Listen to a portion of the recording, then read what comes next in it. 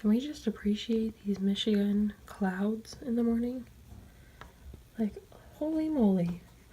These are beautiful. Hey guys, it's Jenny here. Today I'm going to be doing my January TBR. I had originally filmed this video last night, but when I went to go edit it this morning when I woke up, I just didn't like it, and so I deleted it, and I also altered it, the TBR, a little bit, so it's a little bit thinner. So there's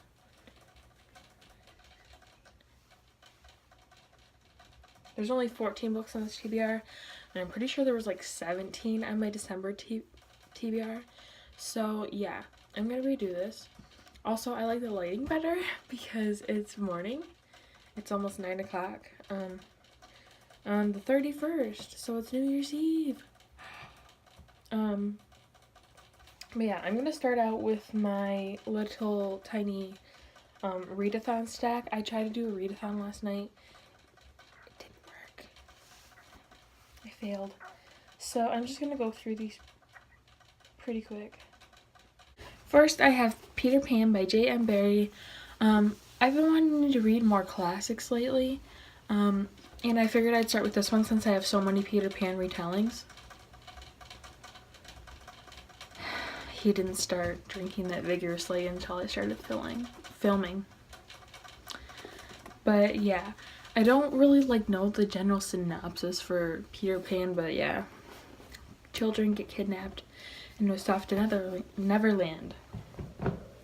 So when I read Peter Pan, there's 2 other books that I want to read with it, solely because they just, fit the retelling theme. And so first I want to read Tiger Lily by Jodi Lynn Anderson. This isn't so much a retelling, but more of Peter Pan and his love interest before Wendy came to Neverland, and his love interest was Tiger Lily, who was the little girl with the crow feather in her hair, and she was like a leader of sort of like a native tribe of girls, I believe. So for the second retelling of Peter Pan, I want to read Unhooked by Lisa Maxwell, and it says this is not the Neverland you know, and basically I haven't read the synopsis fully in a while, and all I know about this is it's about a girl named Gwendolyn and her best friend who get kidnapped off to this dark Neverland after Gwen's mom is paranoid that there are monsters following them. So it's a really dark Neverland. Okay, so these were just random readathon books that I wanted to try to read, but obviously I fell asleep. So the first book I have is called They Both Die at the End by Adam Silvera. All of you know how excited I've been for this book for a while. Basically, it centers on 2 men who get the call from Deathcast saying that they are going to die in the next 24 hours. And they decide that they want a friend for their last day, and there's an app for that. There is an app called Last Friend. And basically, these 2 main characters meet up and they live their last day together to the fullest, because at the end they both die. And that isn't sad, and I don't know what is, and I know I'm gonna cry so hard when I read this. I just already know it. Hey, I'm matching this book. But yes, then I have a book I've also been looking forward to forever. I should probably actually read soon because I just got done with the ACOTAR trilogy again. And that is An Enchantment of Ravens by Margaret Rogerson. This book centers on a girl named Isabel who, in a realm where the humans create crafts for the fair folk, the fae, and she's a painter. Our character Isabel is a painter. And the Autumn Court Prince decides to get his portrait painted, and the only problem is that she makes a very big mistake, which is painting him with human sorrow in his eyes, and that's a crime punishable by everything. Anyways, it is a crime punishable, and so he whisks her off to his kingdom to stand trial for what she did. but only they get ambushed by like all sides, and they end up having to flee together, and yeah, just goes from there. So this is my little readathon pile, or the books I sort of want to read first, if that makes sense.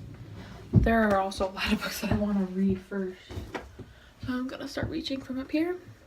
This next book was my January book of the month that I picked from the unwrapping thing that I do, and that is Magnus Chase and the Gods of Asgard, The Sword of Summer, which basically centers on, I'm pretty sure he's an orphan.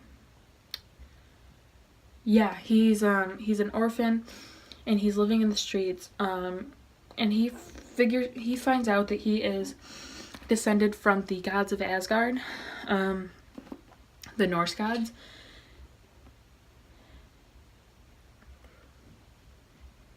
Yeah.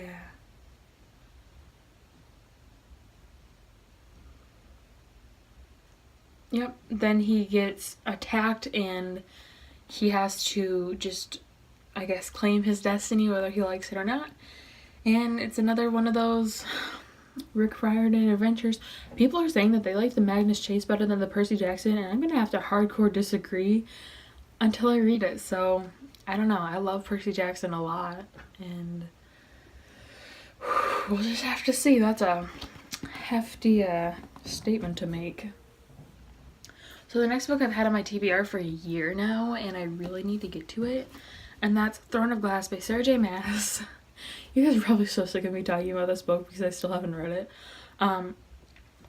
Yes, this is about an assassin named Selena Sardathian, and she is in the prison, and she gets released to participate in a competition to be the king's personal assassin, and earn her freedom. Only one by one, her competitors start dying, and she feels something evil dwelling in the castle. And it's not just a fight for her freedom, it's a fight for her survival. So she has to figure out what's going on before it's too late. And yeah, sounds really good, and I love Sarah J. Maas, so I'm excited for that. So the next book I have on my TBR is Scarlet by Marissa Meyer. This is book 2 in the Luna Chronicles. Is a Little Red Riding Hood retelling, whereas to the first book was a Cinderella retelling. But yeah, this is a Little Red Riding Hood retelling, so I can't really go too into depth about this one because it's the second book. But Cinder, I'm just gonna throw a few keywords in there because I don't remember the full synopsis. But cyborgs, New Beijing, androids, cyborgs, lunar, yeah, it's great. You guys should check it out. Okay, the next 6 I have are all hardcovers, so we're just gonna dive right in.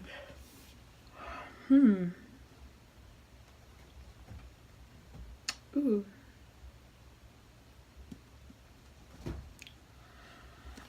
Okay, so the book that I just picked up is The Glass Bear by Lauren DeStefano.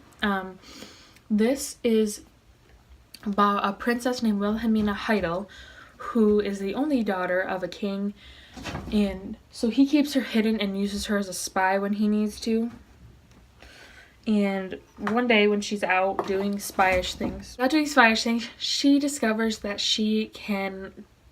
her touch can turn people into gemstones. And at first she's really scared of this ability, but then she starts to kind of embrace it. But her father, however, wants to use her in the war as kind of like a weapon of some sorts. So yeah, I just thought the whole concept of being able to turn people into gemstones was really cool. Because, yeah. Is that how people get so rich? The next book I picked up was Walk on Earth, a Stranger by Ray Carson. This centers on a girl named... Is it Lee?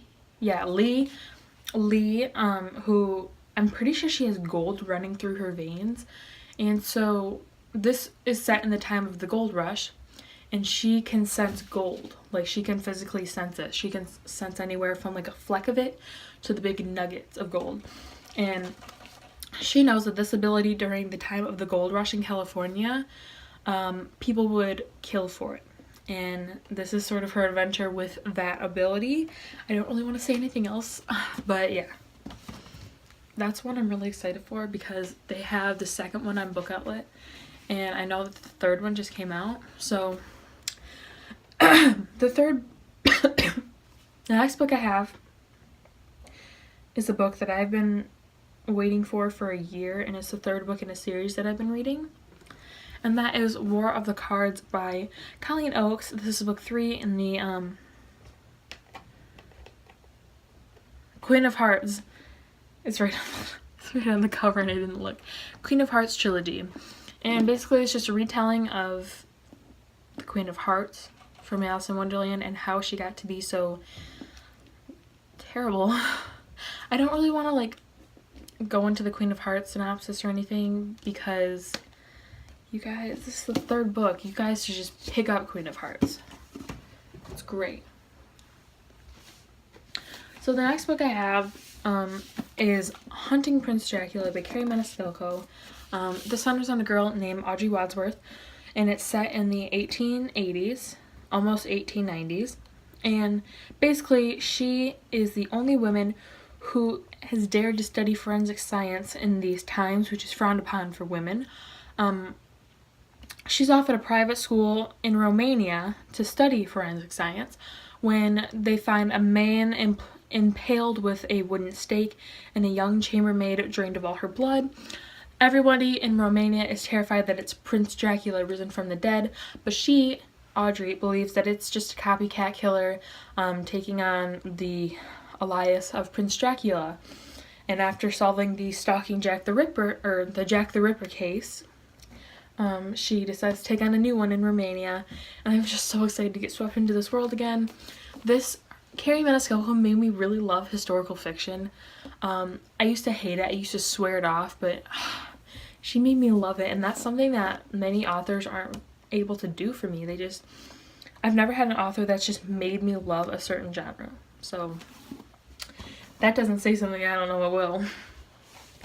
So, okay, the last book is Daughter of the Burning City by Amanda Foody.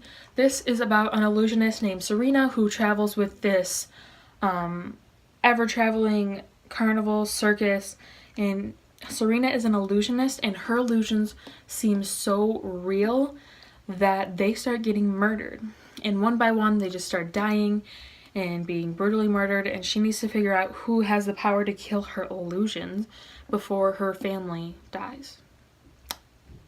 And yeah, actually redoing this video cut my whole video down by 5 minutes, and that's awesome. Even though I had to yell at Cassian and Feyre, mostly Cassian though. Even though Feyre's the one that woke me up. But yeah, those are the books that I really want to get to. I keep shortening my TBR in hopes that I'll actually get to all of these.